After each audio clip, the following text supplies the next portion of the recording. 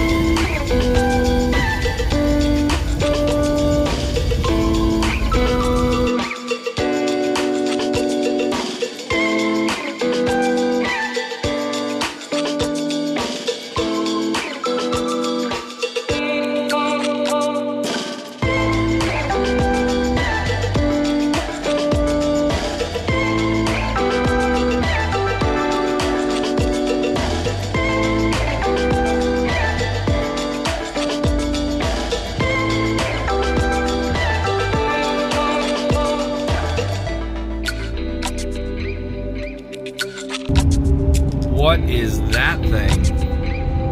Ah, an Opel GT. Man, I have not seen one of those on the road before. Alright, so I'm about probably 3 hours into the drive. I am probably just about an hour west of Knoxville, kind of back outside of the suburbs area and kind of back in the woods. And the drive has been going extremely well so far.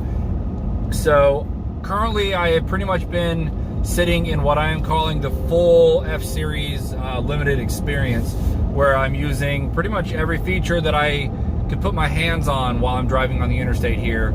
I have had the sunroof, I've had the shade open the whole entire time, and it's been really nice to give some ambient light in here. You can see it's open now.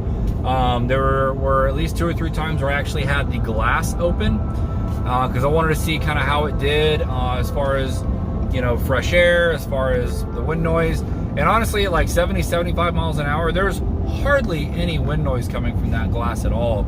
So I was really shocked at that. Probably the main feature that I've been using this whole entire time has been the adaptive cruise control, which has honestly been really good. But there were a couple times when I was in traffic in Knoxville where things kind of slowed down, and I was really curious to see how it would react to sudden shifts in speed, and it did it just fine. We went from like 50 or 60 miles an hour to sometimes 20 miles an hour in just a couple of seconds, and I did not intervene whatsoever. I didn't adjust anything on the steering wheel. I just left it, and it pumped the brakes and did exactly what it should have done. There was even once where it had to get on there pretty hard, and it did just fine. I was pretty impressed with that. There's 4 levels of adjustment on the adaptive cruise control, and for me, it has been working out perfectly to have it on the 2nd setting, which is kind of like the halfway point. Obviously, if you've got it on the 4th highest setting, that means you've got the greatest distance, or if you've got it on the 1 bar, that means you're gonna adjust that speed where it's a little bit closer. But I've even played around with it, even at being at the closest distance. You're nowhere near riding somebody's bumper. There's plenty of space between you and the vehicle in front of you, and I have noticed that at all levels there's been plenty of time for it to adjust to whatever speed. Like for instance, right now I'm set at 75, and we're doing right around 60 because there's a truck in front of me. But now if I just get over in the left lane, I don't have to do anything. It'll detect now that there's an open space, and so now we're speeding back up. It looks like we're right at 70 and right at 75. So it's very quick to adjust, and it's been probably my favorite feature. And I've driven adaptive cruise control vehicles before, but not one on a big truck like this, and I can say it works perfectly. My only complaint, however, is this is not a stop and go adaptive cruise control. So what that means is if you're in traffic and it does come to a stop, it's gonna shut the system off, and you're gonna have to take over both braking and acceleration. So that's kind of a bummer. I can understand why they don't have it in this truck. Not every vehicle that has adaptive cruise control has that feature. So we're not there yet, but it only kicks off at like somewhere between 11 and 12 or maybe 13 miles an hour. So in most driving conditions and traffic conditions, honestly, there's more than enough speed there for it to kind of take over and do what it needs to do. The other thing that's been super shocking with this truck is I have been getting really good fuel economy, at least good fuel economy in my mind. So I have been driving in eco mode since we're on the highway the whole way, and I've pretty much just stayed in 2-wheel drive because you don't really need it when you're on the interstate. And I have been averaging right around 22 miles per gallon. Right now we're doing some kind of climbing up the mountain, and it says 21.6, but there were times earlier when I was even higher, like 22.4, 22.7, and even for a little bit I had even hit 23 miles a gallon, which was super shocking to me. I was not expecting to be in the low 20s on the highway in this truck. So it's something I'm pretty impressed with. The 10 speed with this 6.7 is just incredible. In fact, I filled up fuel and reset all the trip meters and all the fuel economy meters and stuff like that. And even though I've been in this truck for like 2 or 3 hours already, I am almost to 3/4 of a tank, and it still says that I have 547 miles left of range.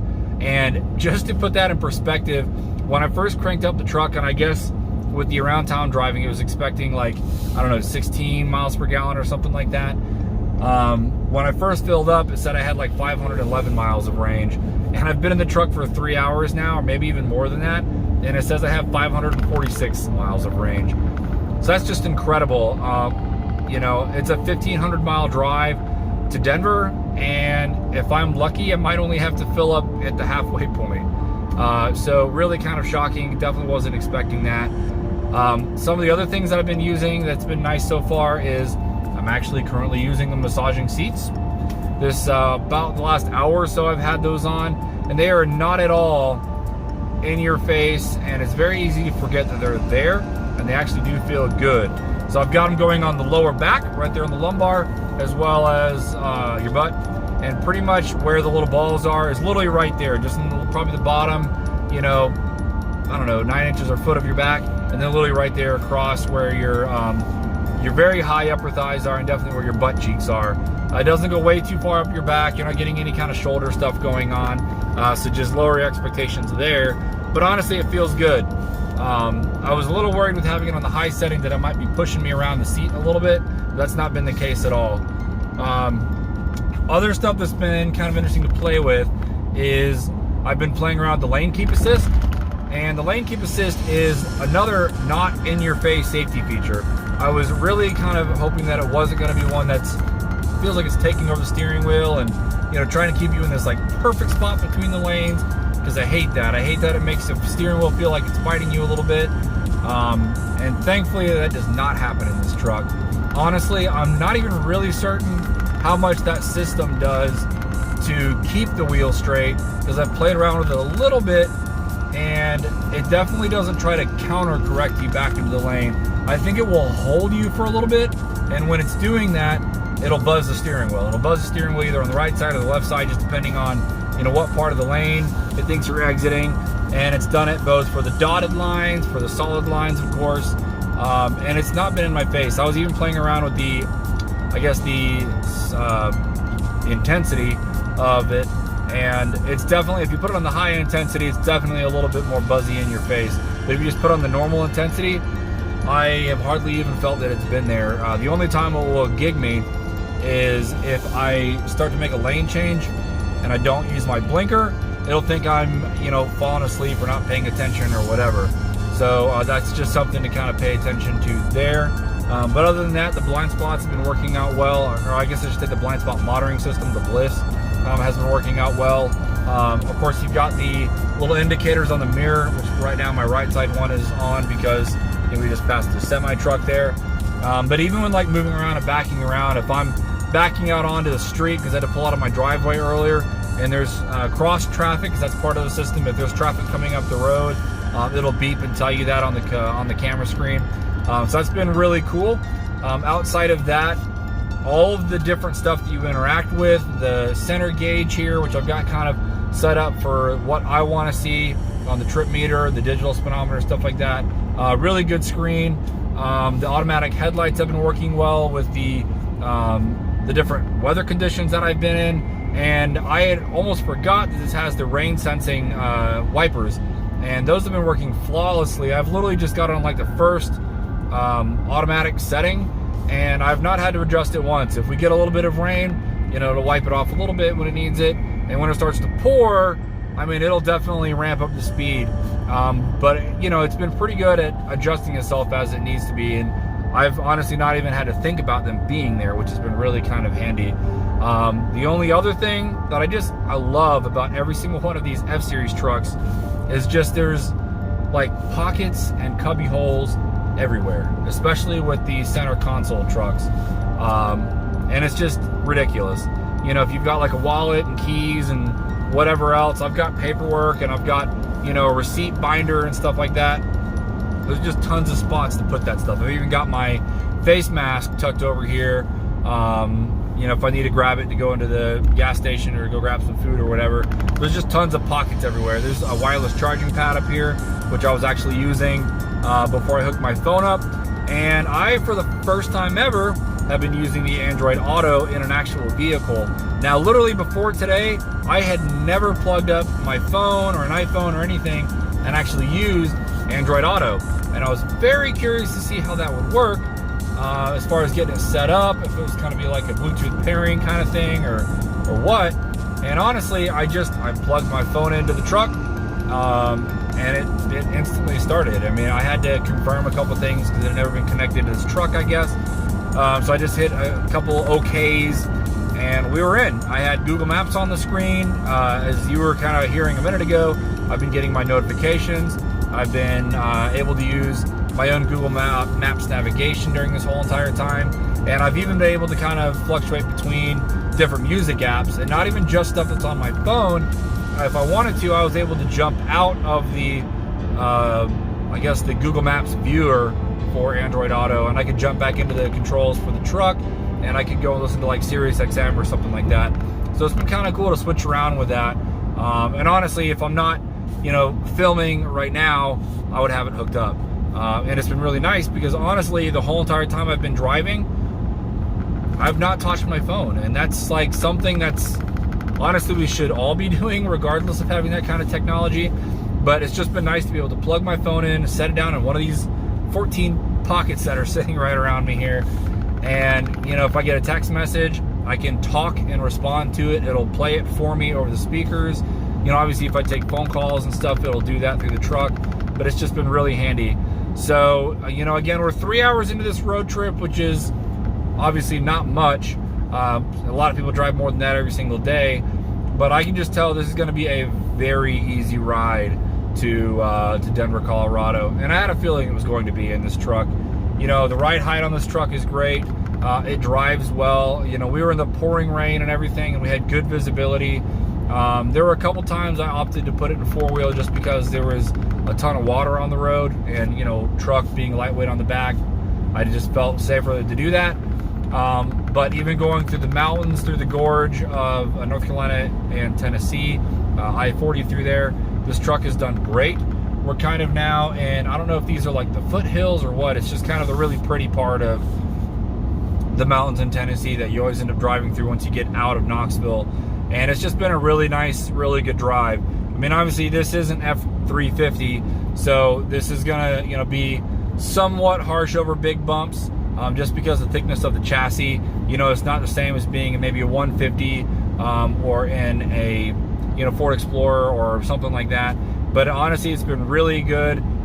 The diesel engine has been like stupid quiet. I've hardly even heard it. The only time I even heard the engine was when I was moving around in traffic, and that was usually when I had the sunroof open. So you just kind of even forget that you're driving a diesel truck, which is just the craziest things with this new 6.7 is just how quiet they are, how smooth they are, how fuel efficient they are, and just how much power they have as well. So that's gonna do it for right now. But yeah, let's just get back to the road. We are still in Tennessee, maybe an hour or maybe two outside of Nashville.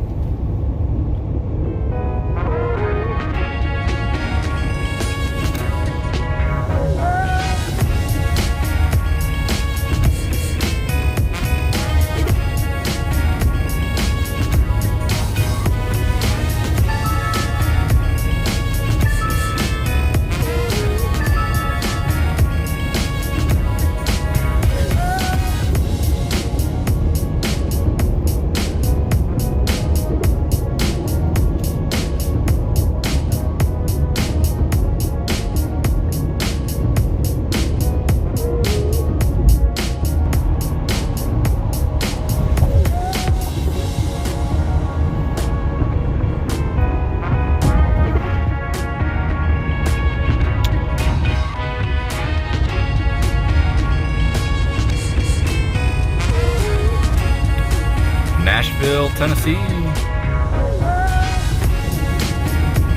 That is a gorgeous sunset just north of Nashville.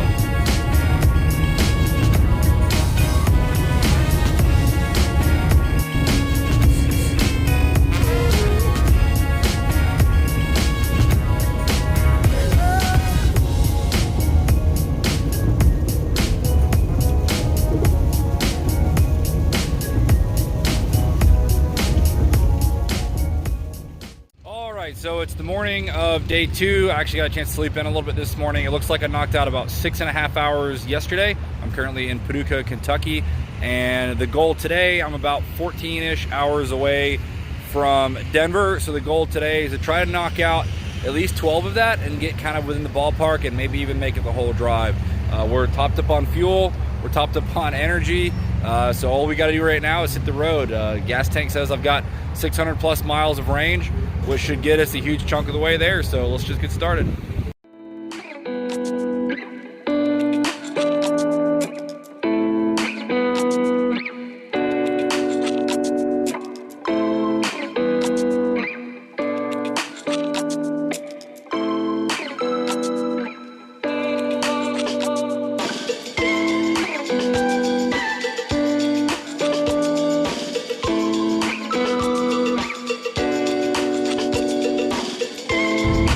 We are currently in Illinois, and as you can see here, this looks like a almost brand new Mercedes C-Class convertible on the back of a trailer. If somebody bought it and they're getting their delivery, kind of like what I'm doing, or if it's already broken.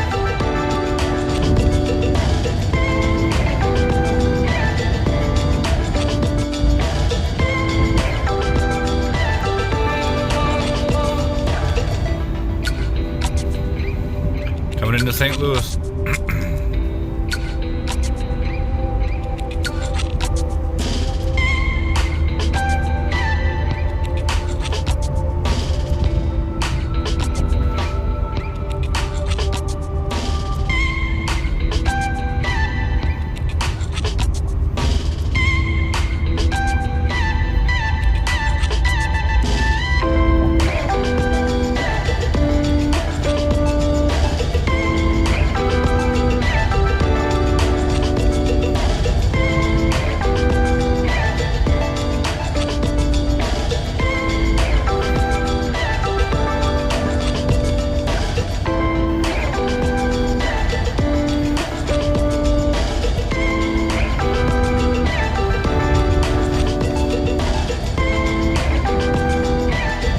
St. Louis has got to be one of the most interesting places that I always drive through. It is just one of the most industrial areas that I think I've really ever driven through, and it's been this way for years. And the craziest thing about it is just everywhere you look, there's just old abandoned buildings. Some of them have been reused, but there's just a lot of old stuff that sits around. Look at this guy driving like it's Fast and Furious. But everywhere you look, there's just old warehouses, old buildings. There's just abandoned structures everywhere. Here's a whole, what looks like once was a warehouse, or God only knows it's abandoned. And there's just graffiti everywhere also. It's just a very interesting Midwestern town.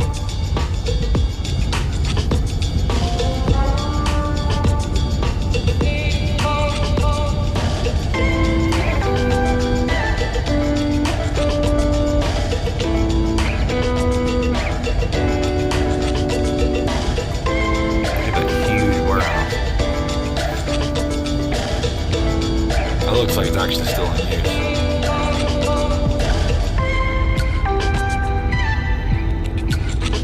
This BMW has seen better days.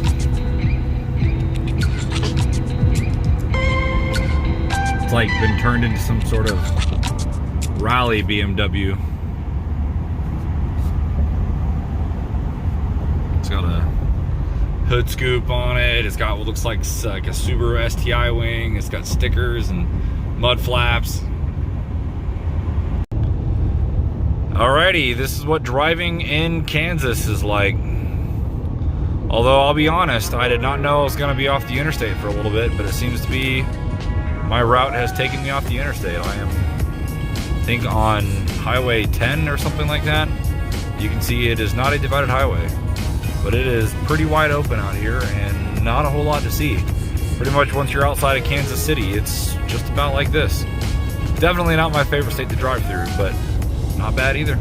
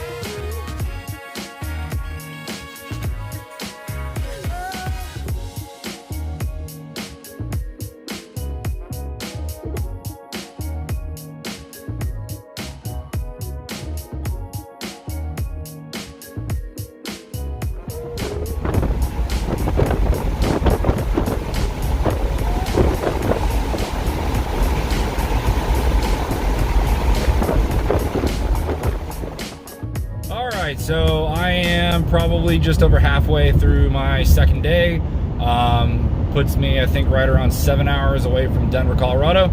So we're moving at a pretty good clip.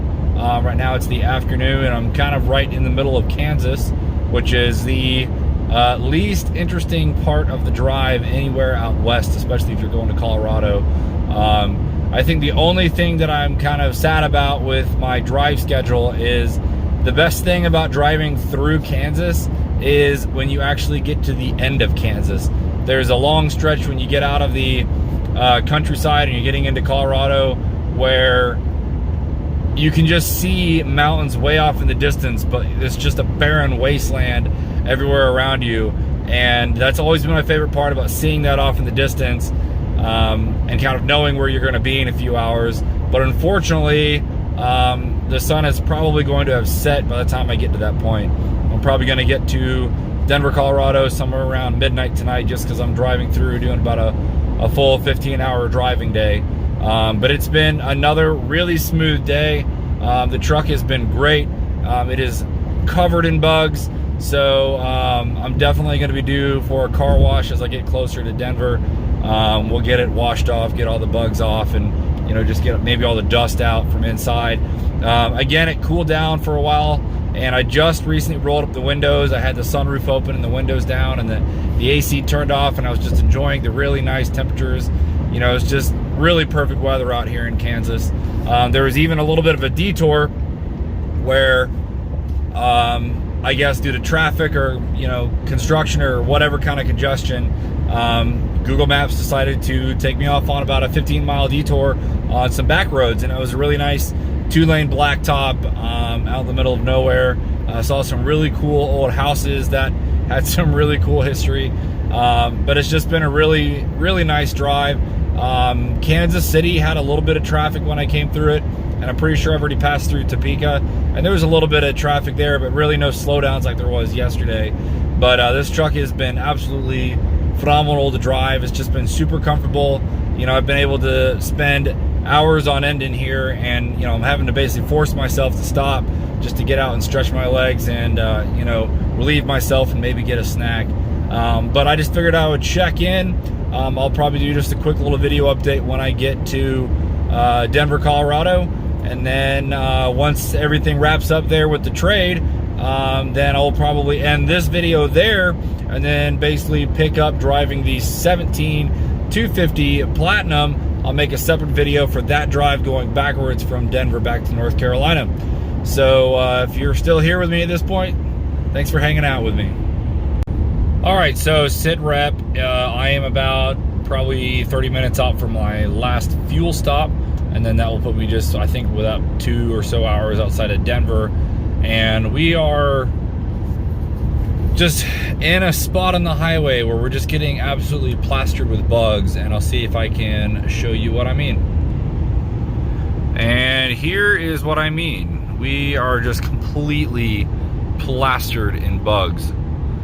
And I'll see if we can catch any of the sounds of the constantly barrage of bugs on the windshield.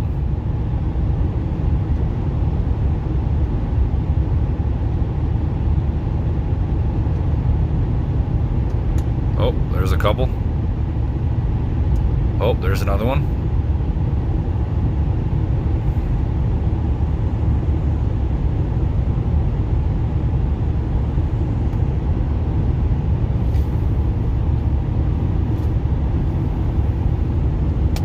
Oh, there's a big one.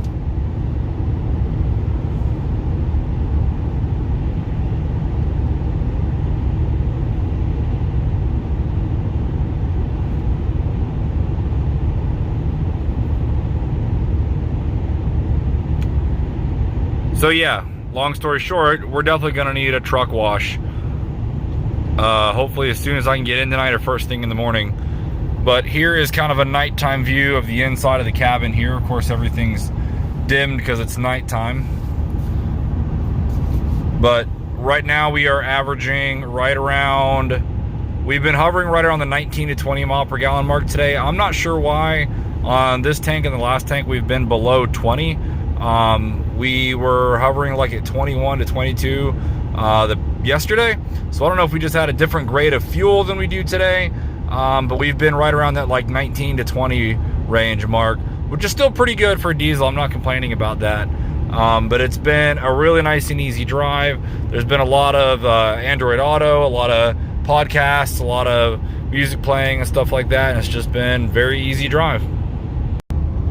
All right, so just in case anybody was curious, just exactly what it's like to have these new LED and I think it's all LED lights on the front of these new F-250s and 350s.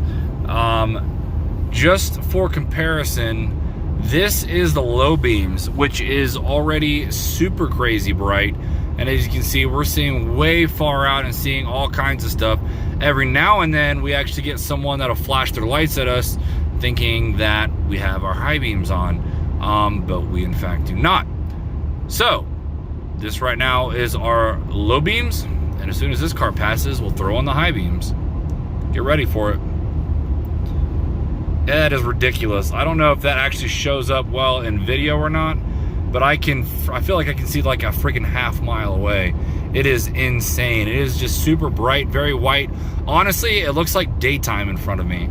So here is before, and here is after. I'm sure there's just not justice done on this camera, but just believe me, it is insane difference.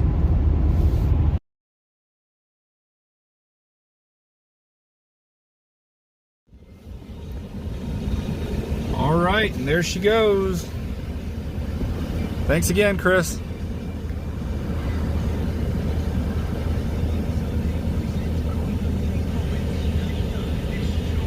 All right, so I just said goodbye to the 20 Limited.